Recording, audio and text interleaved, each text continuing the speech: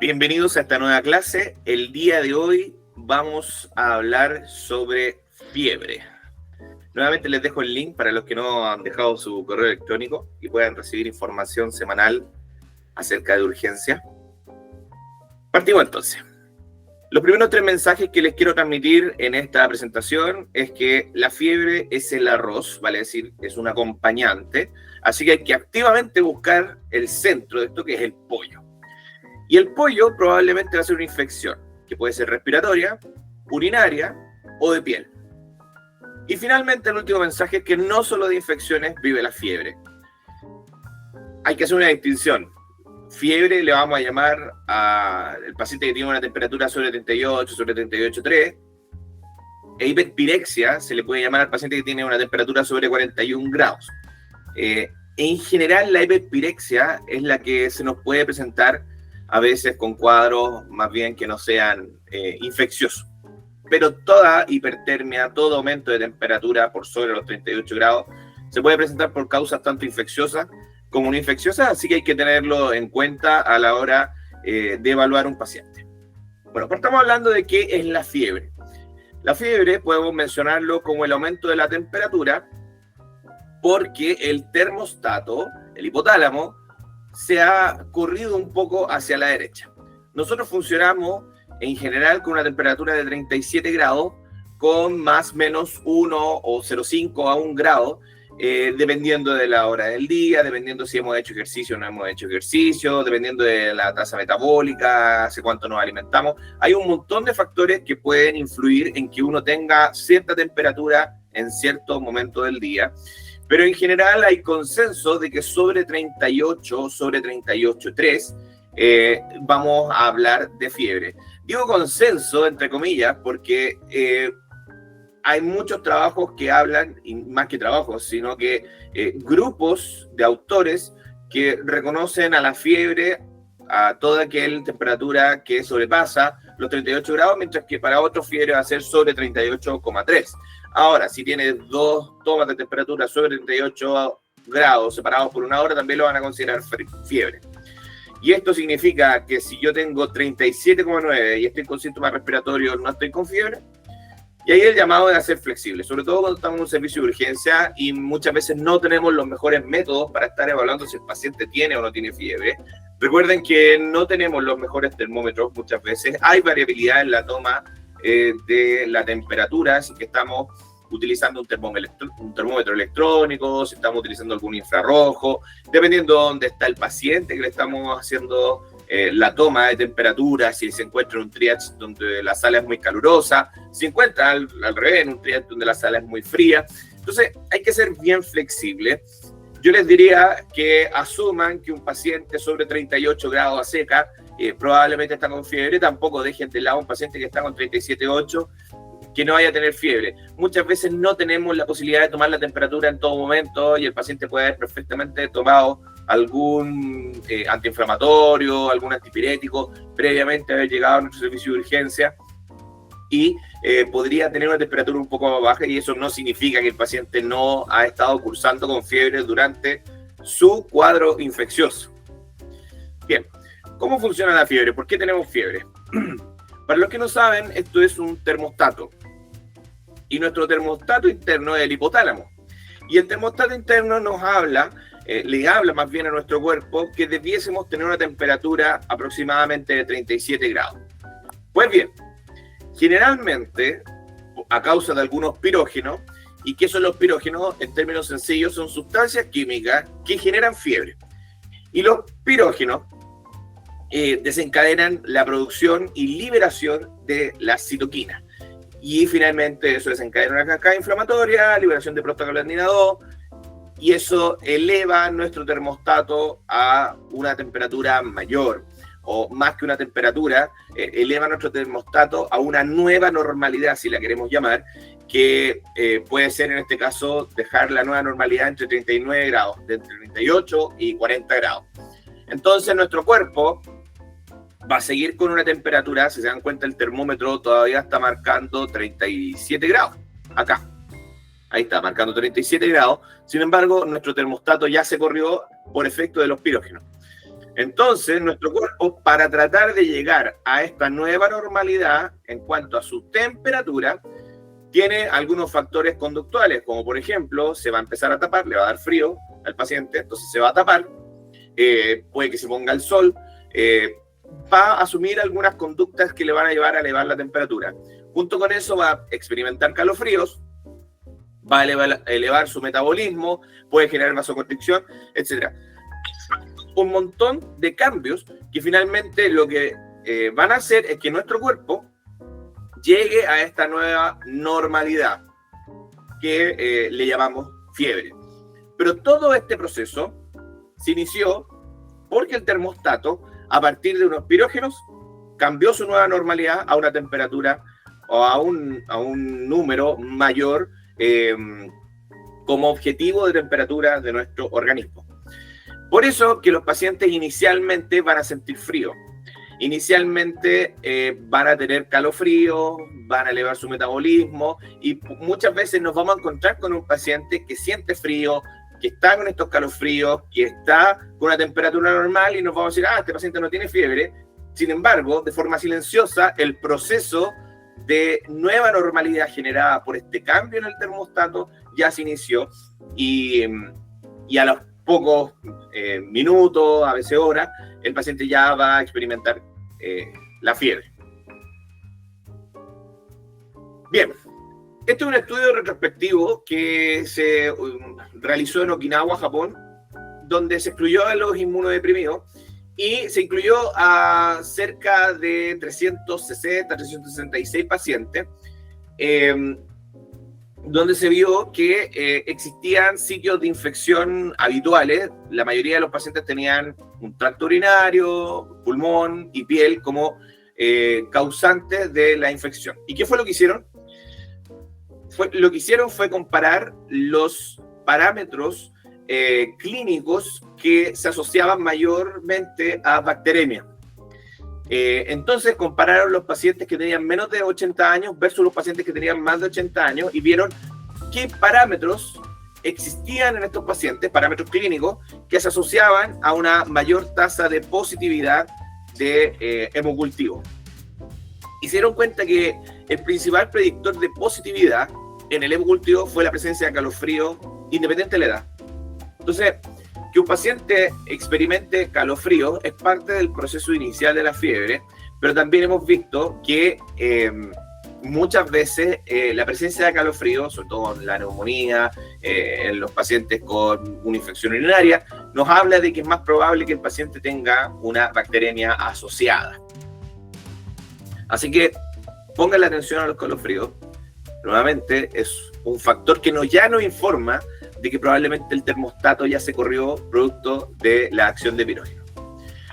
En otras situaciones puede ocurrir que nuestro termostato esté normal, sin embargo la temperatura corporal puede subir. Y cuando el termostato está normal, pero la temperatura está elevada, no tiene ningún sentido dar paracetamol. ¿Por qué? Porque el paracetamol lo que hace es finalmente disminuir la normalidad del termostato. Ataca la parte inflamatoria, ataca la parte de las prostaglandinas. Entonces, en un golpe de calor, por ponerle un ejemplo, donde la temperatura externa sobrepasa nuestra capacidad de normalización de la temperatura interna, da lo mismo que le damos paracetamol al paciente. En un paciente que está con un síndrome neuroléptico maligno o un serotoninérgico, paracetamol tampoco nos va a ser de mucha utilidad, a menos que el paciente tenga dolor por otra causa. Pero ahí el problema no es el cambio del termostato, sino que hay otros factores que están generando la hipertermia, pero no por cambio del termostato. En términos sencillos, cuando el problema es el cambio del termostato, probablemente el paracetamol sí tenga algún resultado desde el punto de vista de la mejoría clínica, de la mejoría sintomática, más que mejoría clínica, mejoría sintomática. En cambio, cuando el cambio de termostato no es la causa fisiopatológica del aumento de la temperatura del paciente, dar paracetamol, dar ibuprofeno, no va a tener mucho sentido. Y ahí hablamos específicamente de los pacientes con golpe de calor, de los pacientes con hipertermia maligna, del neuroléptico, del serotoninérgico, todas estas causas que no son infecciosas ni son por cambio de termostato que han generado finalmente el aumento de la temperatura. Entonces, una de las primeras dudas que a nosotros se nos va a plantear es dar o no dar paracetamol. Esa es la cuestión con un paciente con fiebre, y luego lo vamos a revisar cuando pasemos al Journal Club sobre cómo podemos responder a esta pregunta, porque hay varios factores a considerar. Se dice que la fiebre podría tener un efecto neutralizador para las bacterias que podamos estar teniendo en el momento de infección. Pero por otro lado, la fiebre también podría ser un factor que podría generar aumento de la tasa de mutación bacteriana, que podría darle resistencia y hacer incrementar los factores de virulencia de la bacteria. Lo que sí hay más o menos consenso es que hay ciertas patologías que no les va bien con el aumento de la temperatura. ¿Por qué? Porque sabemos que el aumento de la temperatura también aumenta el metabolismo, también aumenta la adrenergia, y hay patologías donde no es deseable tener aumento de la adrenergia. Y estamos hablando específicamente del paciente neurocrítico, el paciente con infarto agudo al miocardio, en un paciente posparo. Entonces, la mayoría de las veces podemos tomar esta decisión sin problema. Si el paciente se siente bien con una temperatura de 38 grados, muchas veces no va a ser necesario dar paracetamol. Sin embargo, si el paciente no se siente bien, parte del manejo sintomático puede ser el paracetamol. Si el paciente está con una patología neurocrítica, parte del manejo de esa patología neurocrítica, que es bajar el nivel de metabolismo, va a ser paracetamol. ¿Qué pasa si el paciente está con infarto o cualquier otro cuadro donde la hiperadrenergia, por ejemplo, la fibrilación auricular con respuesta ventricular acelerada, muy acelerada, probablemente darle paracetamol va a ser un beneficio? Entonces, ¿cuándo manejar la fiebre? Y esta es una pregunta que no solamente se hace en adultos neurocríticos, sino que también se hace mucho en pediatría. Primero, si el paciente se siente mal con fiebre, maneje la fiebre.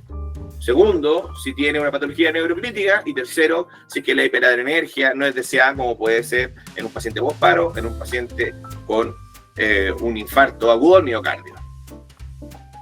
Entonces aquí un pequeño meme, que es lo que dice nuestro hipotálamo. Puede elevar la temperatura, pero ¿a qué costo? Puede generar mayor infarto en un paciente que está ya con una patología coronaria y que se está infartando. El aumento del metabolismo, el aumento de la frecuencia cardíaca, el aumento de la temperatura y todo lo que esto conlleva podría, al menos teóricamente, generar mayor isquemia. Así que en esos casos es perentorio manejar la fiebre. Pero bueno, más allá de la fiebre, ¿qué genera la fiebre? Se van a dar cuenta que la fiebre es un gran acompañante, algo que está al lado. Puede que genere que el paciente consulte, pero generalmente la fiebre por sí sola, la enorme mayoría de las veces, no es el problema, sino que más bien la fiebre es el arroz. Por eso es importante buscar cuál es el pollo en esta situación.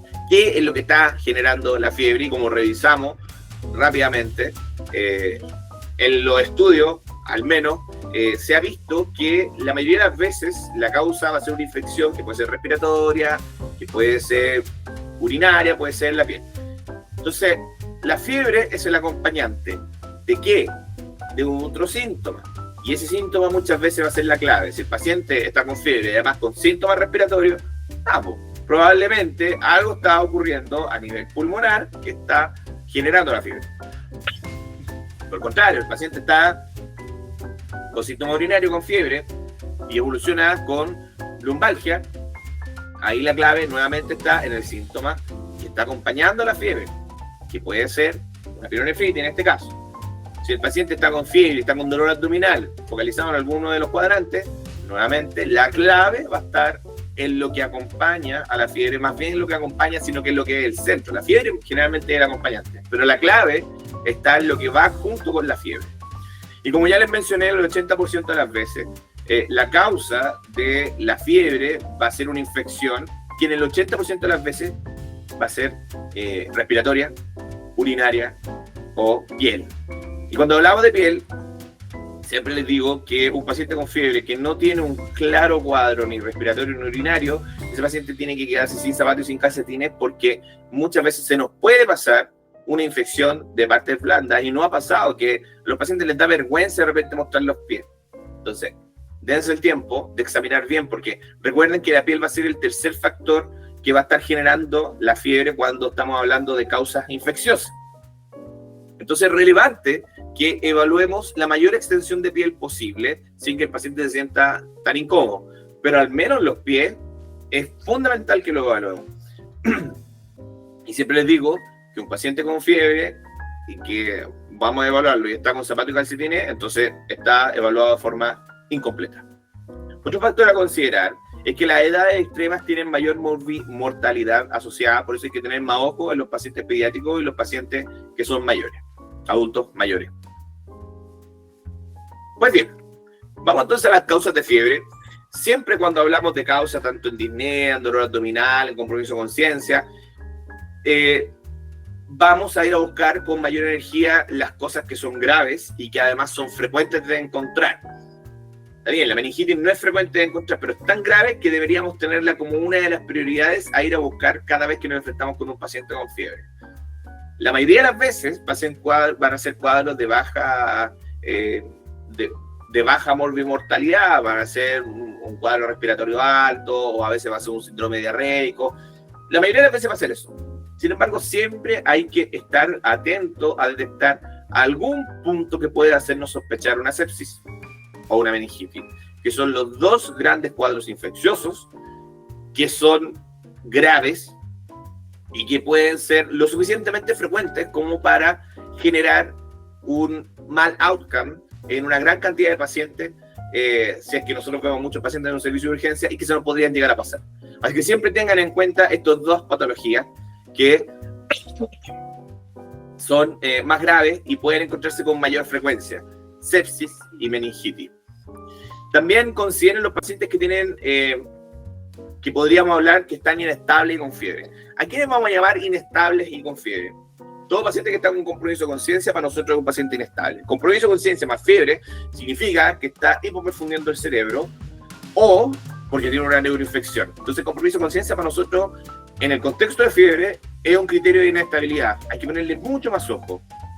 Claro está, si un paciente está con hipoperfusión, también va a ser un criterio de mayor gravedad, porque estamos hablando de una sepsis y podríamos estar específicamente hablando de un shock séptico. Y cuando hablamos de hipoperfusión, hablamos de un llene capilar del tejido, puede estar con cualquier signo de shock, que está con disminución de la diuresis, que puede estar con un shock index mayor a 0,8, que puede estar hipotenso, que puede estar extremadamente taquicárdico, que puede estar bradicárdico. Nuevamente, el compromiso de conciencia puede ser también un signo de hipoperfusión. Y finalmente, la disnea. La disnea asociada a fiebre también es un signo preocupante, que puede estar hablando de que puede estar ocurriendo de forma a veces incluso muy silenciosa un cuadro infeccioso de mayor riesgo. Entonces, compromiso de conciencia, hipoperfusión y disnea son para nosotros factores de alarma, factores de riesgo, que nos hablan de que es más probable que el paciente pueda evolucionar, si es que ya no está inestable, pueda evolucionar a una inestabilidad en los próximos minutos. Bien, entonces vamos armando esta estructura de pensamiento para enfrentarnos a la fiebre. Entonces, tenemos al paciente con fiebre. Para nosotros, que buscamos mayor sensibilidad, sobre 38 grados es más que fiebre para nosotros.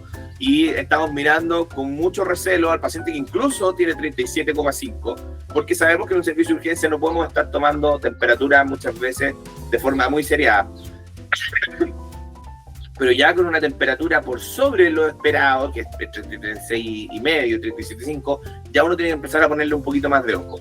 Entonces, tenemos al paciente que le hemos puesto esta etiqueta de fiebre. Lo primero a evaluar es la estabilidad. Y cada vez que vemos algún factor de inestabilidad, como los que mencionábamos, compromiso de conciencia, signo de hipoperfusión o disnea, nuevamente vamos a aplicar nuestro modo de electro, que es monitor, oxígeno, hemoglucotest, dos vías venosas y un electrocardiograma, que con eso ya vamos a abarcar de forma muy general, sin duda, pero ya vamos a abarcar ciertas patologías que pueden ser tiempo dependientes. Entonces, Tenemos nuestro paciente con fiebre, evaluamos estabilidad, si está inestable le aplicamos nuestro módulo de electro y vamos a ir rápidamente a evaluar los factores, o sea, los síntomas acompañantes que nos pueden dar la clave diagnóstica. Por ejemplo, algunos patrones de reconocimiento que son muy conocidos. Si tenemos un paciente con síntomas respiratorios más fiebre, que tiene puntada de costado, que tiene ruidos pulmonares focales y más encima está desaturando, y si además le agregamos que estamos en una población de riesgo, como en un paciente sobre 65 años, claramente este paciente puede estar cursando con una neumonía. Por otro lado, si tenemos un paciente con síntomas urinarios previos, generalmente la última semana, se agrega fiebre y está con dolor lumbar, vamos a sospechar una pielonefritis. A su vez, si nos llega otro paciente que está con fiebre y con este hallazgo en la pierna, está con calor local, con dolor generalizado y eritema, o por el contrario, este eritema, más que ser de bordes difusos, está con bordes muy demarcados, vamos a estar sospechando una infección, ¿no es cierto? Una infección de partes blandas, que puede llegar incluso a este nivel de infección de partes blandas, como puede ser una fascitis necrotizante, y la fascitis necrotizante puede partir como la imagen que ustedes están viendo a la derecha.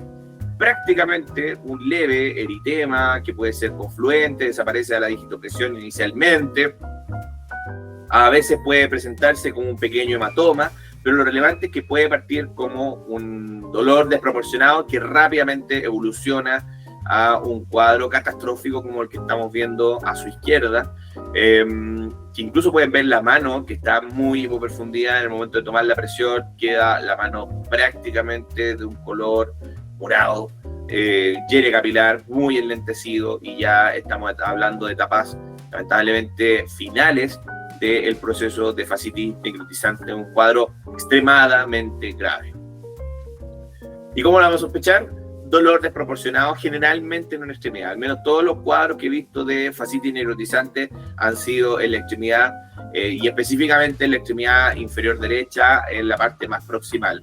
Asociado a fiebre, tienden a tener mucho compromiso hemodinámico, sobre todo ya en etapas más tardías, y hay una importante elevación de reactantes de fase aguda, también, nuevamente insisto, en fase más tardía.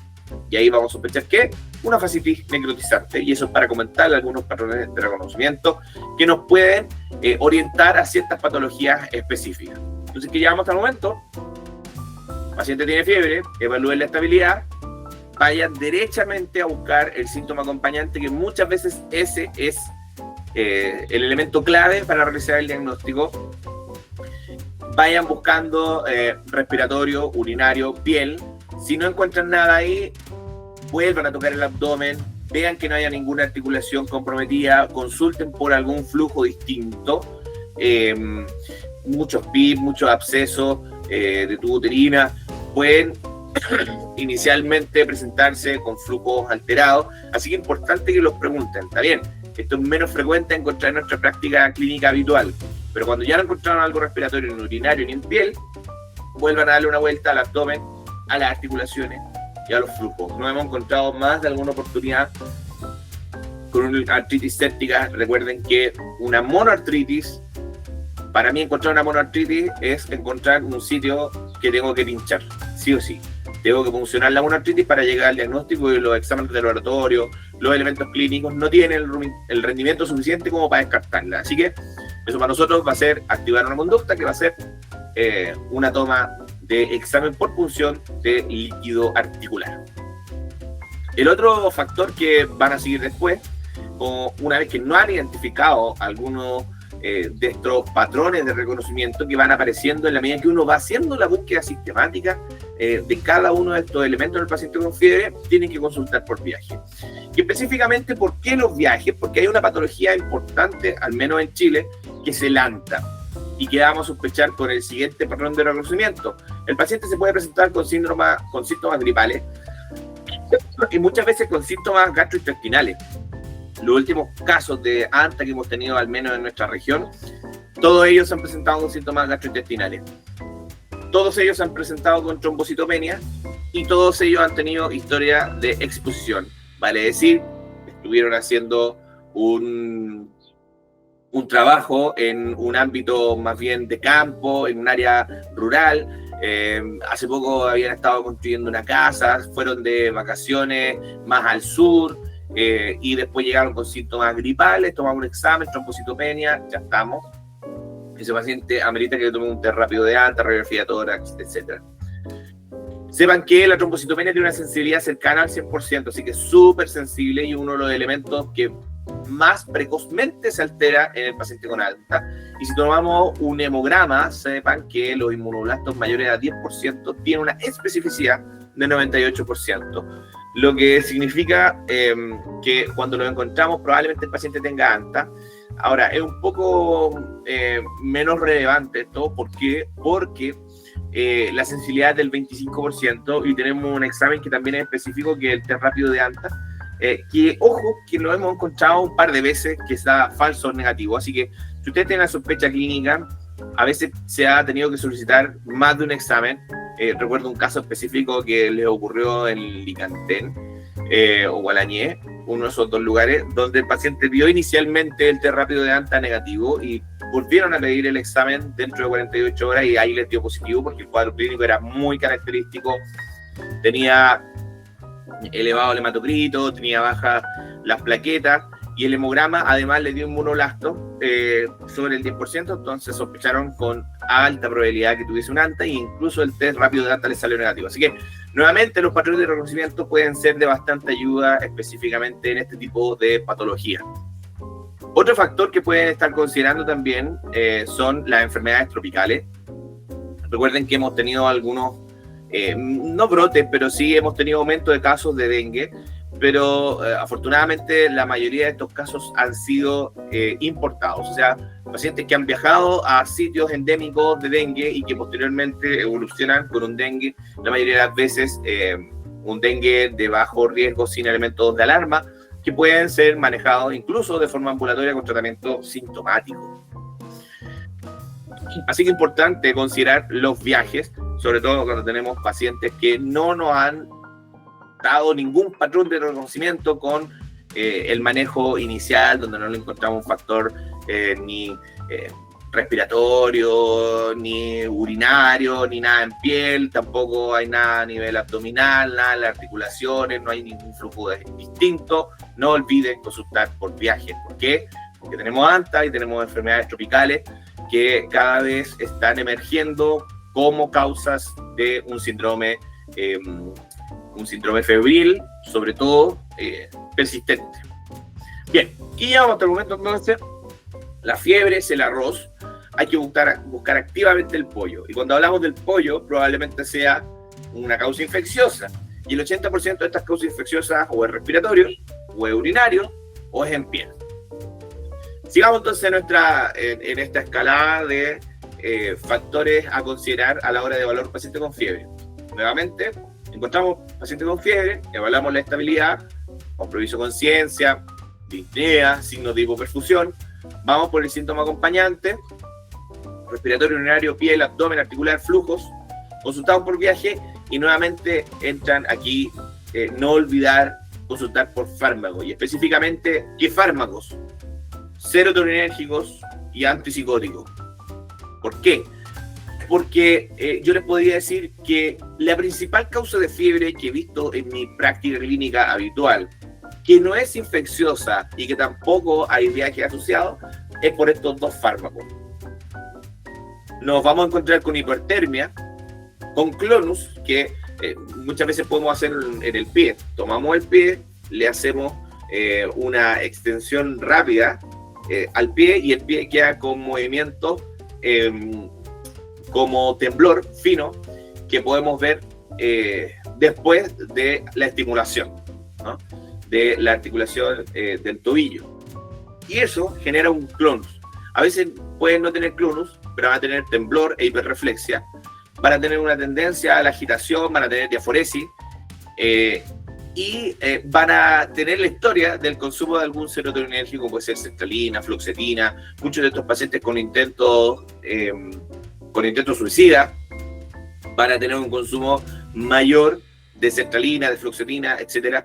Y a veces pueden asociarlo a otro fármaco que puede aumentar esta expresión serotoninérgica, que puede ser, por ejemplo, el tramadol, ¿ya? Entonces, ¿cuál es el tratamiento del síndrome serotoninérgico? Nuevamente, hipertermia, clonus, hiperreflexia, agitación, y la historia de un serotoninérgico, primero suspender el fármaco, y tanto para el neuroléptico, que es por el consumo de antipsicóticos, como el serotoninérgico, la primera medida es suspender el fármaco. Segundo, bajar la temperatura. Aquí sí tiene sentido bajar la temperatura con medidas físicas. Paracetamol no tiene mucho sentido. Y luego, benzodiazepina si hay convulsiones y si requiere sedación rápida. Si no requiere sedación rápida, la dexmedetomidina es una muy buena opción en infusión continua. Yo, al menos las veces que lo he utilizado, ha funcionado perfecto. En general parto con 1 microgramo kilo hora y voy titulando de acuerdo a respuesta. Rápidamente el paciente disminuye el nivel de agitación, puedo manejar mejor la temperatura, excelente. Disminuye a veces el nivel de rigidez en los pacientes con neurolépticos, así que andan súper bien. Bueno, ¿cómo sospechamos un síndrome neuroléptico? Primero, el neuroléptico tiende a comprometer mucho más la conciencia. Vamos a tener la hipertermia y además tenemos rigidez y disfunción autonómica. Disfunción autonómica, estamos hablando que el paciente puede hacer muchas taquicardias, a veces mucha hipertensión, tiende a eso. No hay que pasarle propanolol, no hay que pasarle medicamentos que bajen la frecuencia cardíaca, porque muchas veces con esta disfunción autonómica pueden bloquearse mucho y quedar muy bradicárdicos. Así que el manejo nuevamente aquí es disminuir, o sea, suspender el fármaco antipsicótico. Bajar la temperatura con medidas físicas y en este caso las benzodiazepinas también son una buena opción. Lorazepam, por ejemplo, 2 miligramos cada 8 horas. Podemos utilizar dexmedetomidina también. Y la bromocriptina es un fármaco de buena elección, muchas veces no lo tenemos. Dantroleno también una excelente opción. Pero en general, con las medidas de soporte básicas, los pacientes ya empiezan a responder. Bueno, siguiente factor a evaluar son las exposiciones. Y cuando estamos hablando de exposiciones, específicamente ambiente, relaciones sexuales de riesgo recientes o que haya tenido alguna exposición a algún otro tipo de droga.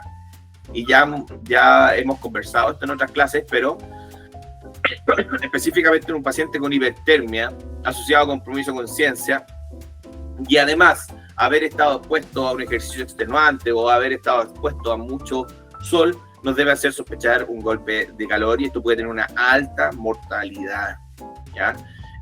Antiguamente se hablaba de la anhidrosis, que la anhidrosis también se incluía como en la tríada para llegar al diagnóstico. Sin embargo, el 50% de los pacientes pueden no tener anhidrosis. El sistema nervioso central es el más vulnerable al calor y el más vulnerable específicamente al sistema nervioso central es el cerebelo. Por eso los pacientes pueden presentarse, sobre todo inicialmente, con ataxia, ¿ya? Pueden llegar hasta las convulsiones y el tratamiento es enfriamiento rápido, ¿ya? Golpe de calor. Otro factor que puede asociarse a hipertermia son los pacientes que tienen alguna patología intracraniana. Y aquí les cuento un paciente específicamente de nuestro servicio hace un par de meses que llegó con una historia de traumatismo encefálico producto de una riña después de haber estado con ingesta alcohólica importante. El paciente llegó con otorragia. Sin embargo, estuvo esperando en el servicio de urgencia por 10 horas hasta que le tomaran el examen. Un poco lo chutearon porque a pesar de que tenía elementos claros de trauma intracraniano de importancia, el paciente esperó y al final no se hizo mucho hasta que llegó otro colega y finalmente aceleró el proceso para que se le tomara un escáner y aquí tenemos su escáner, ¿no? Este es un paciente con múltiples lesiones intracranianas, tenemos un subdural, tenemos una hemorragia subaracnoidea, tenemos un hematoma intraparenquimatoso y todo esto de causa traumática. Y esto puede generar hipertermia y le llaman hipertermia central o de causa cerebral. Neurogénica también. Y el manejo aquí también puede ser bajar la temperatura, además de todo el manejo específico de la patología intracraniana que está causando la hipertermia, ¿sí? Así que no olviden que los pacientes que puedan estar expuestos a una droga tienen mayor probabilidad de tener un trauma craneano, y a veces no es tan evidente como el caso que les acabo de comentar, la otorragia, pero sí puede haber factores que pueden aumentar el riesgo de que el paciente se exponga a un trauma, como el consumo de alguna droga. Así que buscar activamente ahí que no pueda tener una de esas, una hemorragia intracraneana. Entonces, cefalea, importante, más fiebre, ojo, o es una meningitis, o puede estar cursando con una hemorragia intracraneana, así que hay que estar atentos. Y finalmente, otro patrón de reconocimiento que les quiero comentar es la tormenta tiroidea. ¿Y en quiénes lo vamos a sospechar? En general, en el paciente con hipertiroidismo conocido, que tiene un deterioro clínico agudo. Para la antena cuando te encuentren un paciente con una fibrilación auricular de nueva aparición, o una miocardiopatía dilatada, también, ojo, no vaya a estar cursando con una tormenta tiroidea. Paciente que cursa con un delirio o psicosis de nueva aparición con adrenergia importante, o sea, taquicárdico, muy hipertenso, sospechen que no va a estar cursando con una tormenta tiroidea. Un paciente con aspecto tóxico sin causa, o sea, les llega tóxico, pero no hay un factor desencadenante, lo escanearon completo y no hay ninguna causa infecciosa asociada, hemocultivos negativos, reactantes de fase aguda que no están elevados, pero el paciente está tóxico, ojo, no olviden la TSH. A pesar de que la tormenta tiroidea es en realidad un problema en el aumento de disponibilidad de hormona tiroidea, el principal factor desencadenante puede ser una infección. Así que se parece a un paciente infectado y muchas veces puede estar infectado, así que no está mal tomarle hemocultivo y partirle antibióticos si el paciente se ve tóxico. ¿Ya? En general uno pide la TSH, hace el manejo de sepsis inicialmente, puede aplicar unos criterios que se llaman de Purge, que está bien, nos pueden orientar a una tormenta tiroidea, pero no tienen el rendimiento suficiente como para hablar con bastante especificidad y bastante sensibilidad, tanto como para confirmar o como para descartar la tormenta tiroidea. El tratamiento puede ser corticoide, hidrocortisona 300 miligramos, podemos utilizar metimazol, propitiracilo. El problema del propitiracilo es que es más hepatotóxico, pero a pesar de eso se puede preferir el embarazo. El propanolol hay que tener cuidado con él, porque si bien el propanolol puede ser de ayuda para bajar la frecuencia cardíaca, hay que estar atento, porque si el paciente tiene un edema pulmonar agudo o un shock cardiogénico, no hay que dar propanolol. Pero si no tiene un edema pulmonar agudo, o sea, le hicimos una ecografía, no tiene líneas B, tiene una contractilidad conservada, entonces el propanolol puede ser una buena opción para bajar un poco la frecuencia cardíaca en el caso de la tormenta tiroidea. Bien, entonces, ¿qué hemos conversado en esta clase? La fiebre es el arroz. Busque activamente el pollo. Y el pollo, la mayoría de las veces, va a ser un cuadro infeccioso. Y en el 80% de las oportunidades, esta infección va a ser o respiratoria, o urinaria, o en piel. Y finalmente, no solo de infecciones vive la fiebre, así que hay que buscar que el paciente pueda estar cursando con otro cuadro asociado, como puede ser que está con algún fármaco, o tuvo algún viaje, ojo que los viajes también se asocian a algunos eventos infecciosos más atípicos, pero puede ser otro factor a considerar, ¿no? Podemos tener la tormenta tiroidea, etc. Consideren otros elementos que pueden ser de riesgo, que también pueden generar aumento de la temperatura, así que no encasillarse, que si bien la mayoría de las veces va a ser infeccioso, no encasillarse solo en infecciones y hacer todo este checklist que hemos visto en esta clase, sobre todo cuando no encontramos la causa infecciosa como la etiología de la fiebre. Y con eso, estimados, hemos terminado esta clase de enfrentamiento de la fiebre.